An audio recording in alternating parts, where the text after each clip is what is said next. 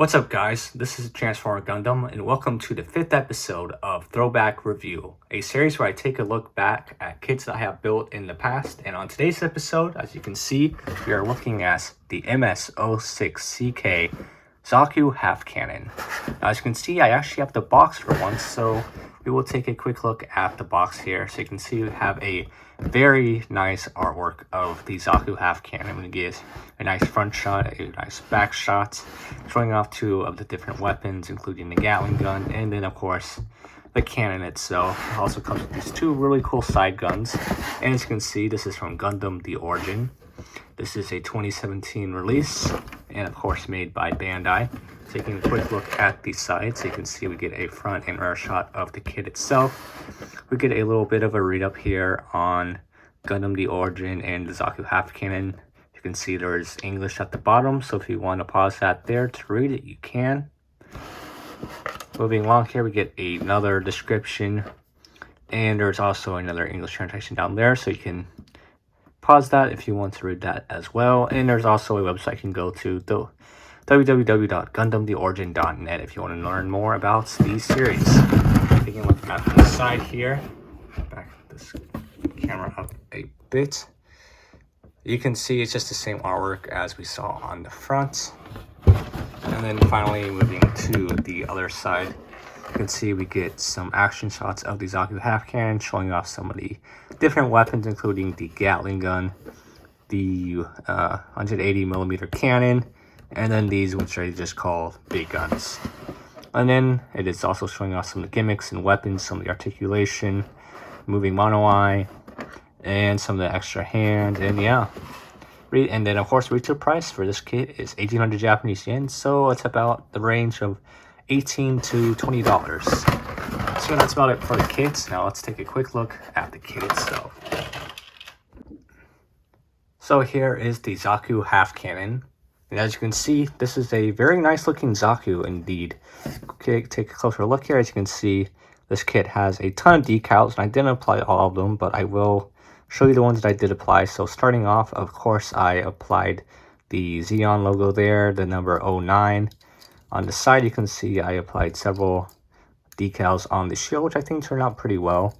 And these are just normal decals. They aren't like dry transfer or water slides. Unfortunately, this doesn't come with any. But even then, these stickers still do look pretty good for the most part. So as you can see, we got a Xeon Principality of Xeon, just another Xeon logo, and the 09. And on the back, we just got another Xeon logo I stuck there. And I could have sworn I applied more, but as you can see, it does come with a really big decal sheet here. So we get a bunch of these red linings, which if I bring the box back in, you can kind of see where all the red lining stickers go. So you can see on the waist there, on the chest, on the legs, on the feet as well. Now the reason I didn't put these ones on is because I actually did have the red ones on the chest, the waist, but they didn't end up turning out that great. So I ended up just taking them off, and I just decided not to apply the rest of the other ones on. But other than that, you can see we get some other just marking decals, just more like technical decals, and just more 09s or 06, whatever you want to go with. So let's look at the decal sheet. Now, of course, this kit has been panel lined, but besides that, this is completely out of the box. And as you can see, we have this two-tone, it's like a tan color. It's like a dark brown tan. As you can see, this is like a lighter tan. This is like a tan brownish color here. And then we got this dark brown for the chest, for the knees, for the feet, and then for the bottom of the feet as well. And then of course we get gray for the joints and all the pipes and everything. And for the backpack as well, it is the same gray as the pipes and joints and everything else.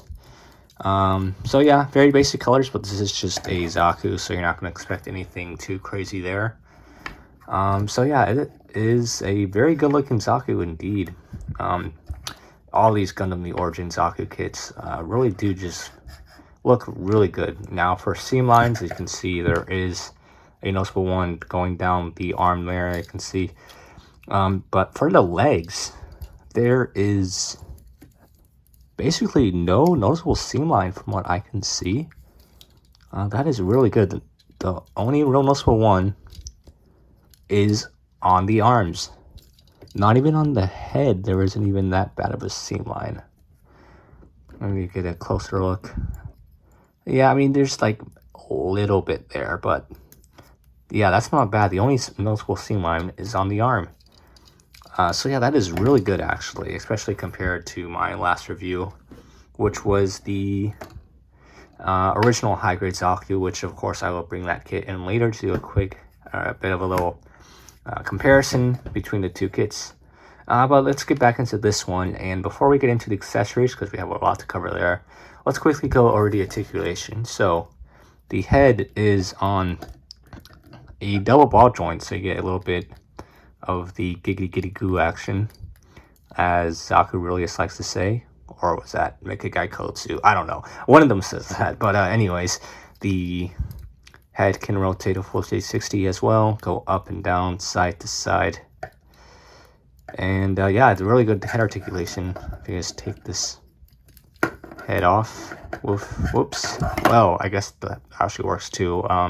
The whole joint just kind of came off. But yeah, you can see double ball joint. And there's also a hinge joint here, which is a really tight hinge joint. But yes, it is a double ball joint. It just plugs into here. So yeah, it's a really good range of motion. Now moving on to the arms, they can of course rotate for 360, and you get a really cool joint here. So this is a separate moving part, as you can see. It doesn't really move too much, but it does move a little bit. And then of course this arm can also come out on a butterfly joint.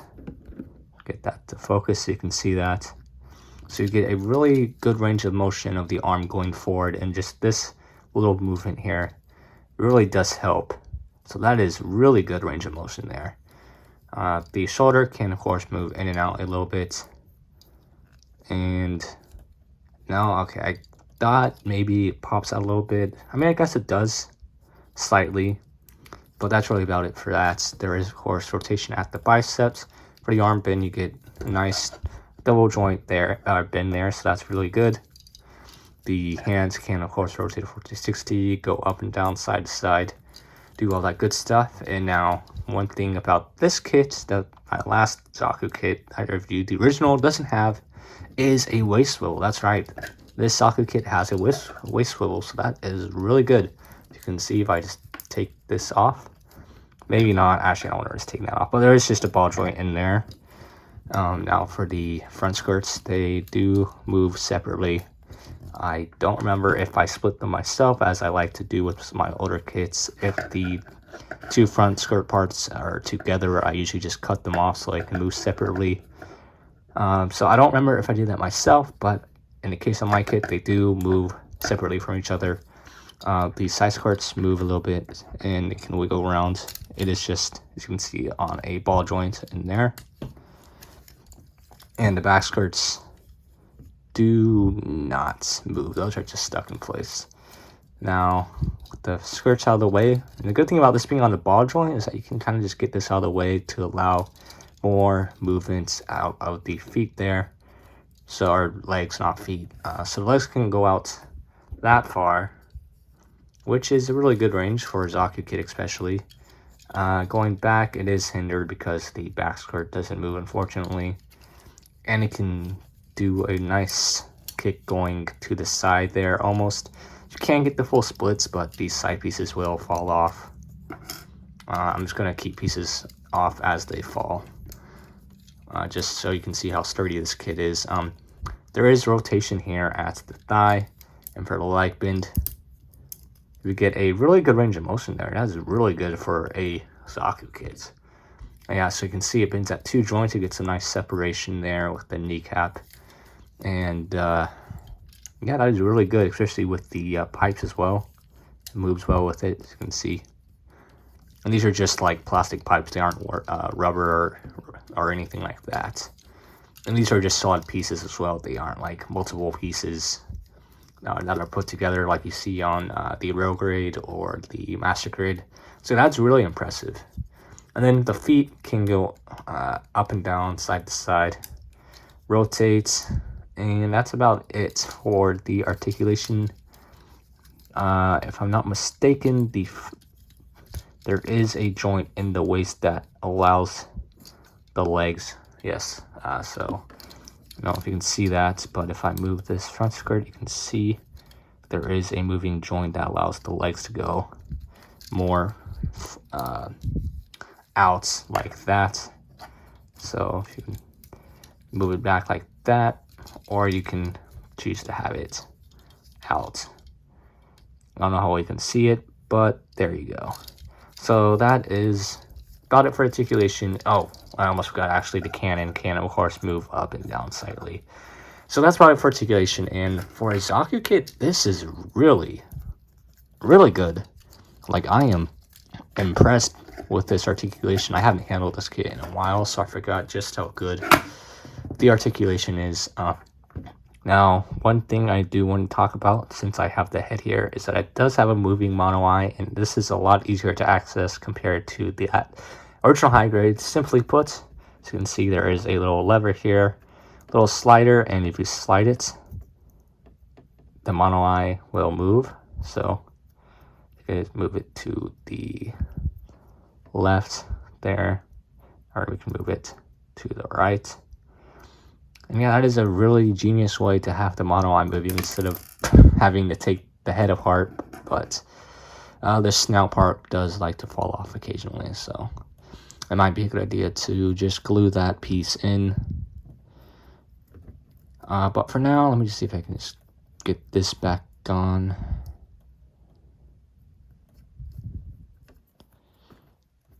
Might have to do this off camera. Yeah, alright, I'm not going to waste too much time here. So I'm going to just get this head back on and we will move on to the accessories. So getting into the accessories, you're probably wondering why I have all of the runners out. Well, this kit comes with a ton of extra parts because if I bring in the instruction manual here, as you can see, this kit gives you the choice to build between two different models. So you can build either the Type C5 or the Type J. Now, honestly, I don't remember which version I built myself. I want to say I went with the Type J. Correct me if I'm wrong. But yeah, that's really cool that you get two slightly different variants of this kit. So if you want to get two of these, you can have the Type J or the Type C5. And because you technically get two variants, you get stuck with a bunch of extra parts. So as you can see, we get a extra Zaku head here. This one is just without the commander horn there, but I decided to have mine with that because I just really like how that looks. You also get some extra hand pieces on this runner. Taking a look at the next runner, we get an extra open hand, which I just never bothered to cut out. And that was about it for that runner. Now here we get some extra, I want to say these are kneecaps, so you get the choice of going with the tan or the dark brown. I might be wrong about these, actually. Let me double check real fast.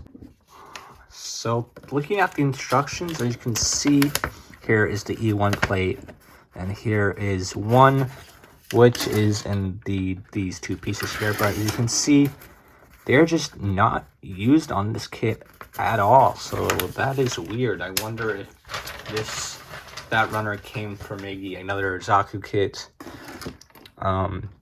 but this kit just didn't need to use these pieces, so I don't really know where these came from, but you do get these two extra pieces here. And then moving on here, we get some more optional parts for the legs and for the chest piece here, and this would replace this one here that I used. I could use that to figure out which version of these Zaku I actually went with. Let me see if I can figure that out really fast here. So if I bring the instruction manual back and we go to look at the chest construction here. So let me me see here. What are we looking for? Okay, so that is piece 32. So that is the type C5, or is A227? Oh, okay. So this piece, the piece that I actually have in the Gundam, is the type C5. So what I ended up doing was I built the type C5. This is from the type J.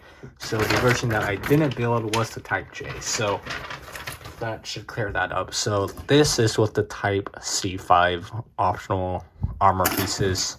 So this is from the type J, as well as this piece, as well as that piece. And I actually have some extra pieces from the type J here. So here's the extra chest piece that would replace that. Honestly, I just like the look of the type C5 better than the type J, and this is just more the traditional looking Zaku chest piece anyway, so I just went with that one.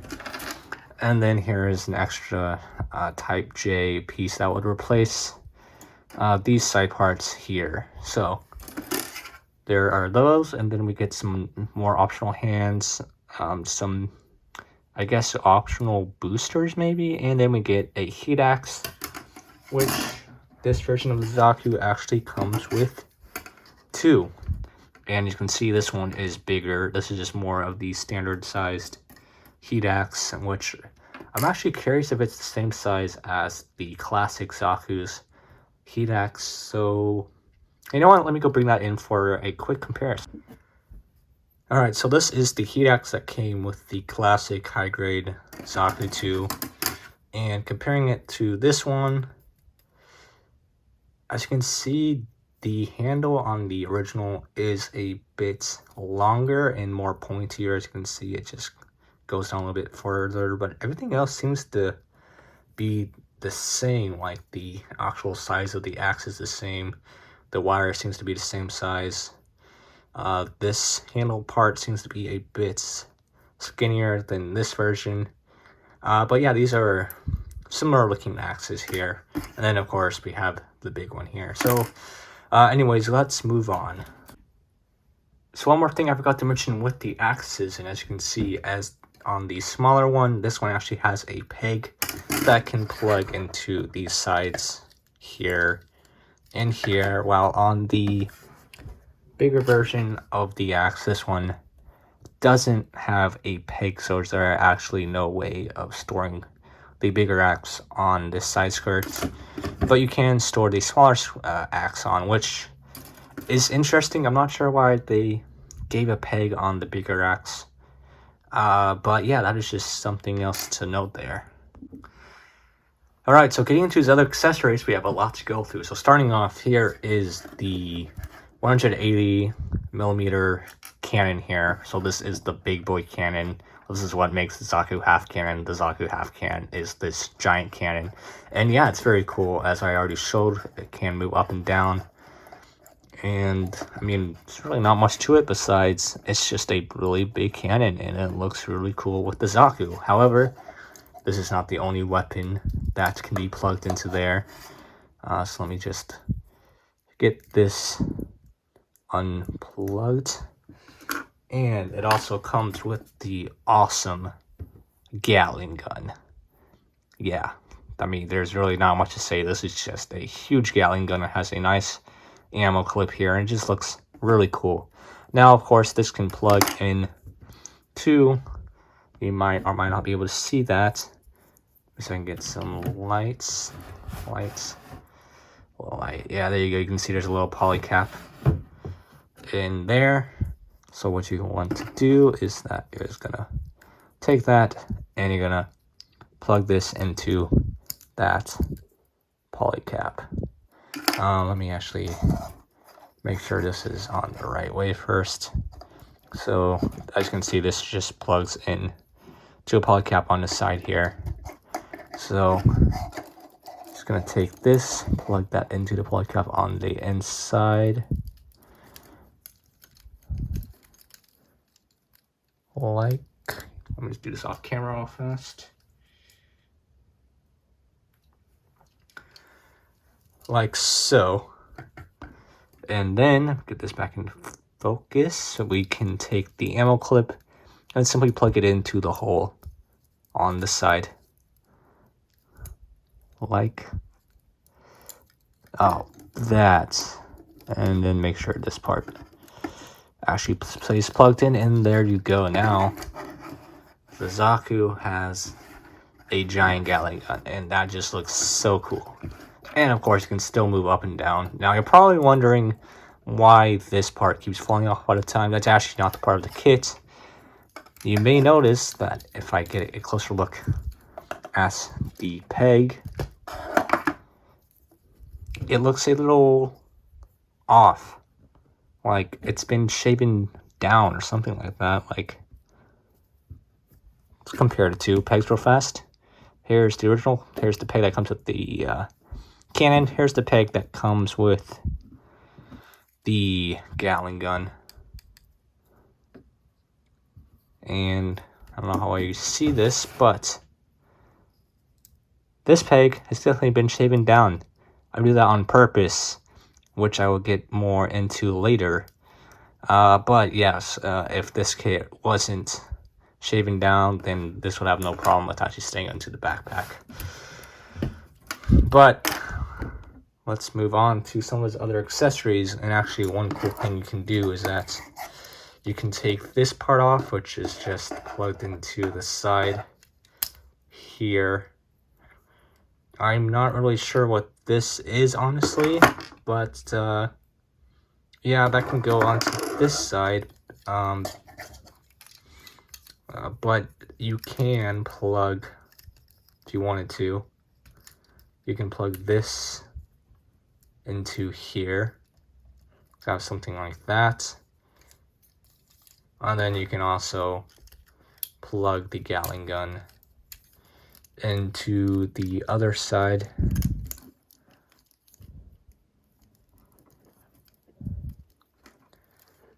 And then just plug this ammo clip back in. Man, this is really not wanting to work with me here. So yeah, you can have something like this where you have both of the guns plugged into the backpack. So that's actually really cool. And you can also plug in other things as well, because there's also a porthole on the other side, which, yeah, there you go. You can see there's a porthole there, which is the same porthole as on this side. So if you wanted to, you may be able to also plug the ammo chain into this side, or you can plug it into there as well. You just get a bunch of options with this backpack, which is really cool. Now let me just plug back this into the side. There we go, and then we'll just plug the original cannon back in.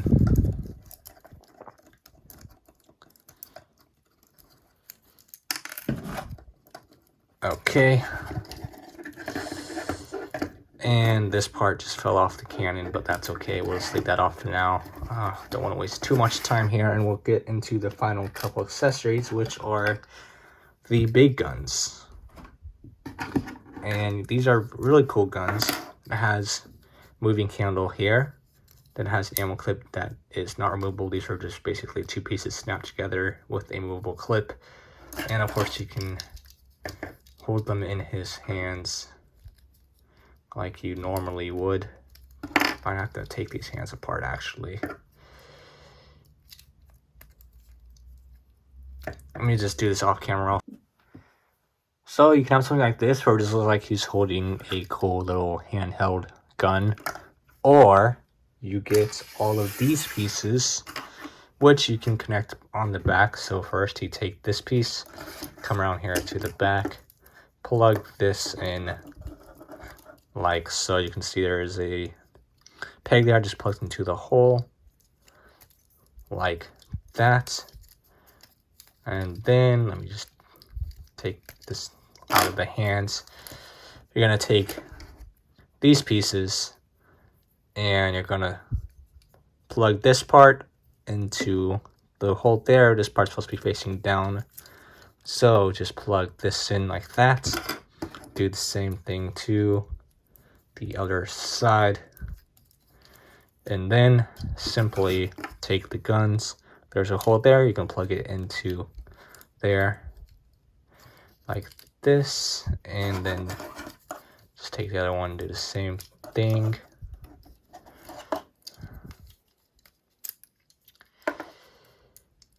And the cannon fell off, that's okay. And then you will have something like this, and then you can take the hands and actually fold the arms and get him to hold it like this. So as you can see, these are more secure because they're connected on the back, and then you can get the hands to hold on to the handles. So that is really cool. So let me just show that off real fast.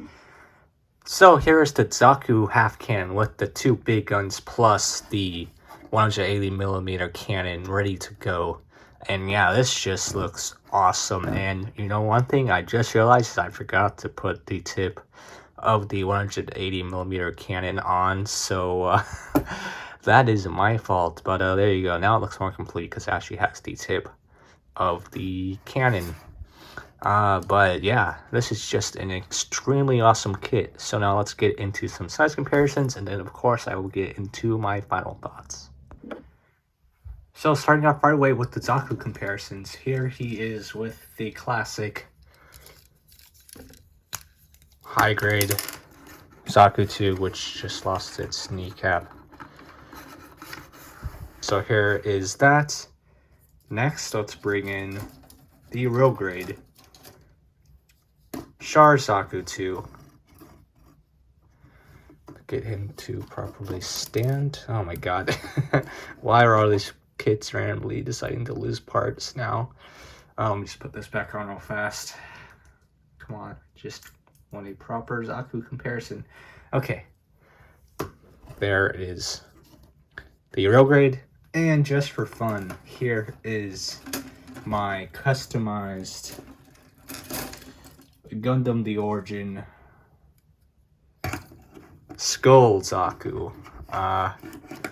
Yeah, I mean, not Gundam The Origin, what am I saying? This is Gundam Thunderbolt Zaku, which, oh my god, I can't even, let me just get rid of his axe here.